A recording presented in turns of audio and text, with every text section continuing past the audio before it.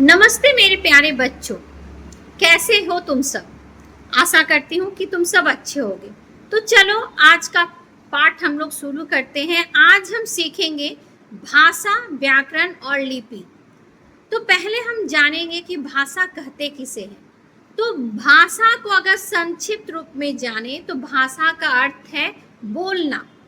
और मनुष्य एक सामाजिक प्राणी है, तो अपने विचारों को वह दूसरों तक पहुंचाने के लिए अपने मन की बातों को दूसरों तक बोलता है। तो इसके दो माध्यम हैं, एक बोलता है और एक लिखता है। तो जब हम बोलकर दूसरे उसे सुनकर समझते हैं, ये भी भाषा है। और जब हम लिखते हैं और दूसरे उसे पढ़कर समझते हैं, तो ये भी भाषा है।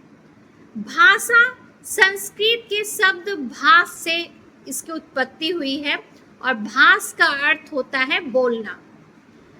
और संस्कृत जो है हिंदी भाषा की जननी है, इसीलिए भाषा को हम लोग इस प्रकार सीखेंगे कि भाषा का अर्थ है बोलना।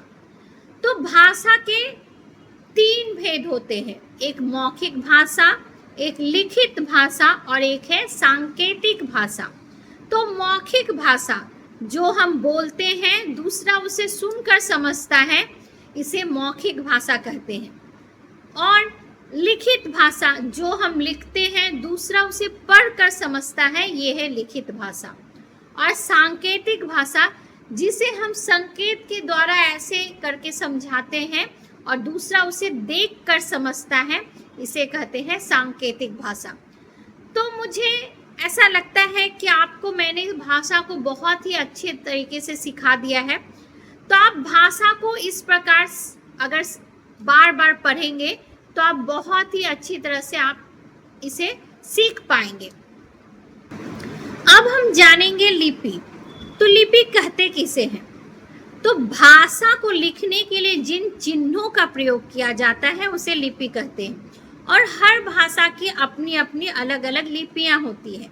जैसे हिंदी की देवनागरी लिपि, संस्कृत की देवनागरी लिपि, पंजाबी की गुरुमुखी लिपि और भी बहुत सारी भाषाएं हैं, अंग्रेजी की रोमन लिपि और बंगला की बंगला में ही लिखी जाती है, तो इसे बंगला लिपि ही होती है। और रूसी की रूसी लिपि। तो लिपि जो है भाषा को लिखने के चिन्ह को लिपि कहते हैं। अब हम जानेंगे व्याकरण किसे कहते हैं। तो व्याकरण वह शास्त्र है जिसके माध्यम से हम भाषा को शुद्ध लिखना और पढ़ना जानते हैं।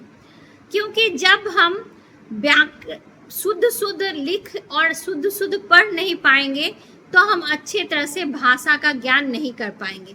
इसका मतलब यह है कि भाषा और व्याकरण का घोर संबंध है, क्योंकि व्याकरण ही हमें भाषा को किस प्रकार प्रयोग करना है, कि कहाँ पे किस प्रयोग करने से वह भाषा शुद्ध रूप में लिखी और पढ़ी जा सकती है, ये हमें व्याकरण के द्वारा ही पता चलता है।